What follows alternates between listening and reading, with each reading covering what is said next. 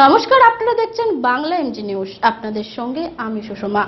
আজকে বিশেষ খবর হলো, আজ দুর্গাপুরের কেন্দ্র সরকারের দ্বারা লাগু করা কৃষক বিরোধী কালা কানুনের প্রতিবাদে, নিত্যপণ্য জিনিসপত্রের মূল্য বৃদ্ধির প্রতিবাদে, রাষ্ট্রায়ত্ত সংস্থা বিলগ্নীকরণের প্রতিবাদে, বেকার যুবকদের কর্মসংস্থানের দাবিতেও তৃণমূল সরকারের সীমাহীন দুর্নীতির বিরুদ্ধে পশ্চিম বর্ধমান জেলা কংগ্রেসের উদ্যোগে এক অভিনব বাইক র্যালি করা হয়। এই bike rally Kashiram Das road থেকে শুরু করে শহরের বিভিন্ন প্রান্ত পরিক্রমা করে। মিছিলের নেতৃত্ব দান করেন জেলা কংগ্রেসের সভাপতি তরুণ রায়। পুলিশের অনুমতি না থাকা সত্ত্বেও কেন এই র্যালি করলেন, তাই সাংবাদিকদের এই প্রশ্নের উত্তরে বলেন, দুর্গাপুর তৃণমূল ও বিজেপি ছাড়া কোনো রাজনৈতিক দল কোনো কর্মসূচির জন্য কোনো অনুমতি পায় না। এখানে পুলিশ তৃণমূলের ইশরাতেই চলে।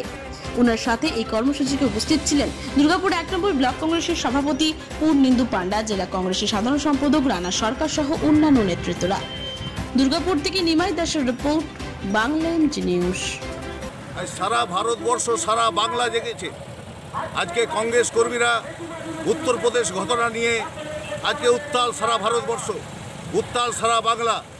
আমরা 1 নম্বর ব্লক কংগ্রেসের পক্ষ থেকে আজকে দুর্গাপুরের স্টিল টাউনশিপ পরিক্রমা করব। সেই দোষীদের শাস্তির দাবিতে কংগ্রেস আজকে রাস্তায়, কারণেই একটা সরকার চলছে কেন্দ্রে, একটা সরকার চলছে রাজ্যে, একটা বাইস্কোপ চলছে, একটা দেশ বিছতে চাইছে, একটা রাজ্য বিছতে চাইছে।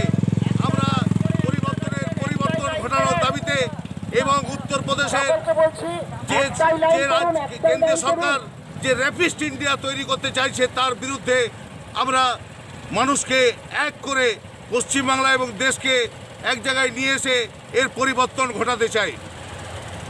উচ্চ মাধ্যমিক উত্তীর্ণ ছাত্রছাত্রীদের ভবিষ্যৎ উজ্জ্বল করতে পশ্চিমবঙ্গ ও ব্যাঙ্গালোর সেরা নার্সিং কলেজে ভর্তি চলিতেছে। আসন সংখ্যা সীমিত। ট্রেনিং এর পর 100% প্লেসমেন্ট। সত্তর যোগাযোগ করুন। মোবাইল নাম্বার 7908595324 অথবা 7866923947। আসন সংখ্যা সীমিত।